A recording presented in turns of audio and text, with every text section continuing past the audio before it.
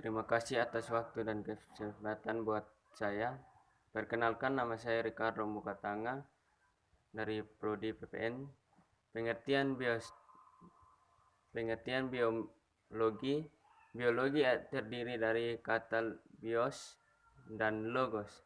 Bios artinya kehidupan atau makhluk hidup, sedangkan logos artinya ilmu. Organisasi makhluk hidup. Kajian dalam biologi dipilih menurut organisasi kehidupan tingkat tersebut. Tingkat 1. Molekul atau gen, 2. Sel, 3. Jaringan, 4. Organ, 5. Sistem organ, 6. Individu, 7. Populasi, 8. Komunikasi, 9. Ekosistem, 10. Bioma. Kedudukan biologi dan hubungan dengan ilmu lain. Biologi bukanlah ilmu tunggal, akan tetapi merupa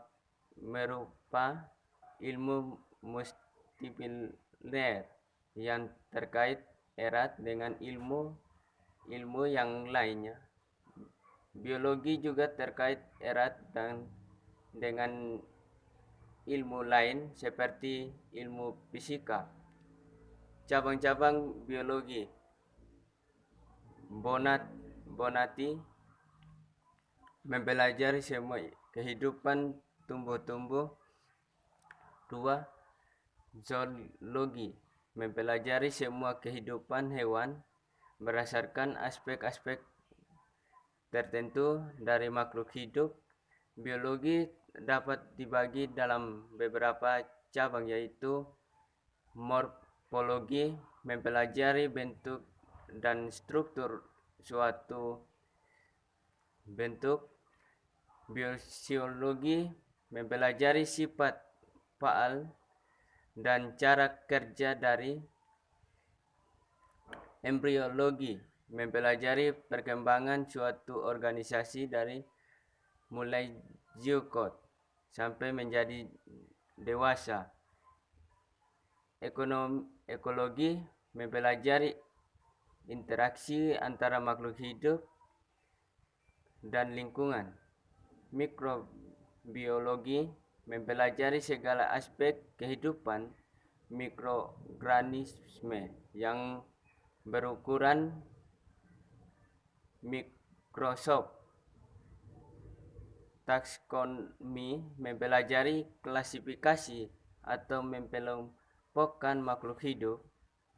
Gen mempelajari tentang cara menurutnya sifat pada makhluk hidup.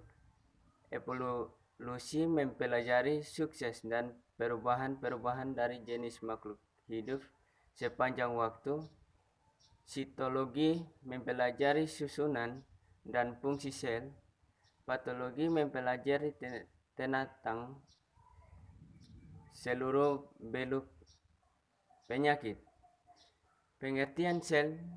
Sel unit dasar struktural dan fungsional bagi semua organisasi hidup.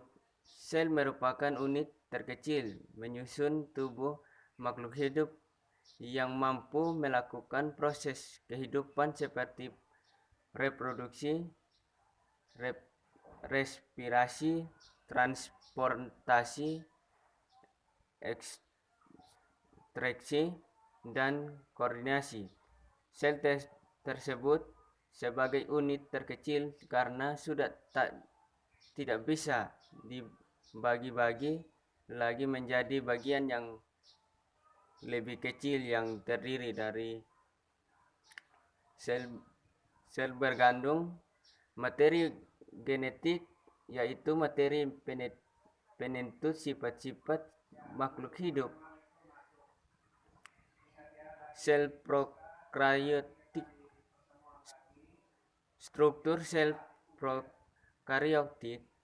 Semua sel prokaryotik mempunyai membran plasma molekular berupa DNA dan RNA dan sitoplasma yang mengandung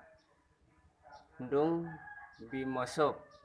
Sel memprokariot tidak memiliki membran inti. Karena tidak mempunyai membran inti, maka bahan inti yang berada di dalam sel mengadakan kontak langsung dengan protoplasma. Ciri-ciri dari sel prokaryotik adalah tidak memiliki sistem endomembran membran dalam. Selain itu, sel prokaryotik juga tidak bisa memiliki mitokondria dan kloroplas, namun mempunyai struktur yang fungsi sama, yaitu mensosom dan kromatofor. Adapun sel prokaryotik meliputi sebagai berikut: dinding sel, membran sel atau membran plasma tersusun atau molekul lemak dan protein. 3. Sitoplasma tersusun atas air, protein, lemak, mineral, dan enzim-enzim dipergunakan untuk mencerna makanan secara ekstraseluler dan untuk melakukan proses metabolisme sel. Mensosom pada tempat tertentu membran plasma melakukan ke dalam bentuk organ yang tidak disebut mensosom. Mensosom merupakan organ tempat berlangsungnya sintesis protein, DNA, enzim deoksiribonukleat, RNA, asam ribonukleat. Sel eukaryotik. Struktur sel eukaryotik berbeda pokok antara sel prokaryotik dan eukaryotik adalah sel memiliki membran inti, sedangkan sel yang memiliki sistem endomembran yang memiliki organ-organ membran seperti retikulum, endoplasma, kompleks Golgi, mitokondria, dan lisosom. Terdiri sel juga memiliki sentriol, sedangkan adapun sel endostom meliputi sebagai berikut: membran plasma berfungsi mengatur pemasukan dan pengeluaran zat ke dalam dan luar sel cairan. Sitoplasma merupakan cairan sel yang berada di luar inti, terdiri atas air dan zat-zat terlarut seperti organel. Sel inti sel atau nukleus merupakan organel sebesar yang berada di dalam sel. Neutriol merupakan organ yang dapat dilihat ketika sel mengadakan pembelahan. Ribosom tersusun atas RNA, RNA, dan protein. Kompleks Golgi sering tersebut Golgi saja. Pada sel tumbuhan, kompleks Golgi disebut diktionson. Liaison pencernaan soma tubuh merupakan membran berbentuk kantong kecil yang berisi enzim hidrolitik yang disebut lysosome. Badan mikro disebut karena ukuran yang kecil, hanya bergaris tengah. Mikro struktur dan fungsi organ sel. Membran sel. Seluruh permukaan sel dilapisi oleh suatu sel ultra tipis yang dinamakan membran sel. Membran sel masuknya zat-zat dari dan ke dalam sel. Inti sel nukleus. Nukleus atau nanti sel merupakan komponen sel yang sangat penting karena beberapa pengaturan pengendali semua proses atau aktivitas yang terjadi dalam sel. Sitoplasma. Sitoplasma merupakan semua bagian dalam sel selain membran sel dan nukleus. Dinding sel. Dinding sel adalah bagian atau struktur keluar sel dan bukan merupakan organ. Proses-proses dalam biosel. Proses penting yang terjadi di dalam sebuah sel adalah proses transportasi atau pengangkutan zat dari luar dan ke dalam sel itu tersendiri.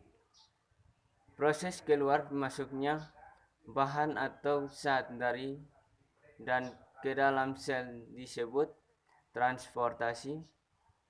Transportasi zat adalah yang berlangsung dengan cara transportasi pasif, yaitu mengikuti aliran perbedaan konsentrasi dari konsentrasi tinggi ke konsentrasi rendah. Proses transportasi saat melewati membran merupakan pergerakan atau perpindahan partikel atau molekul suatu zat, cair atau gas, dan berkonsentrasi tinggi ke tempatan yang berkonsentrasi rendah, baik melewati membran maupun tidak. Osmosis merupakan proses perpindahan molekul-molekul zat berlaku tersebut. Transport ATP. Transport merupakan pergerakan berpindahan molekul zat molekul membran dengan menggunakan energi. Endocytosis dan ekositosis merupakan pemasukan zat atau molekul dari luar sel ke dalam sel melalui pembungkusan oleh membran.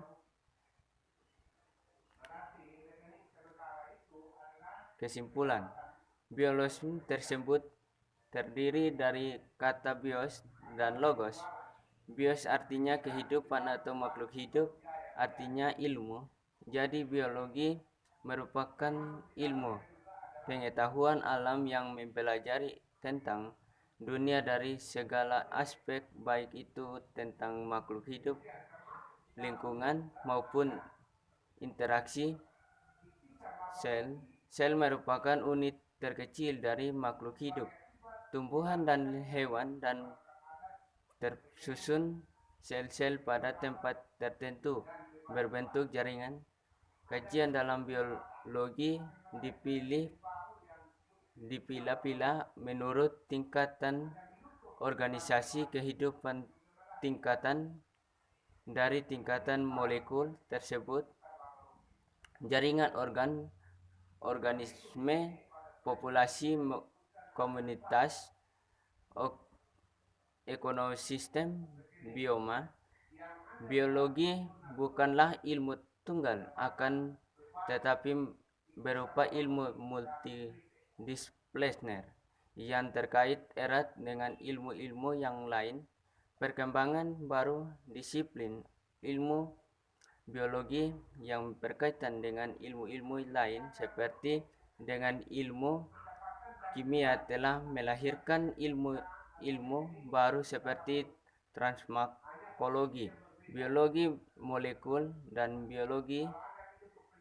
Pada kenyataannya, semua proses kehidupan berlangsung di dalam sel, mulai dari proses nutrisi, proses regulasi, proses metabolisme, proses ekstraksi, proses reproduksi, dan proses kehidupan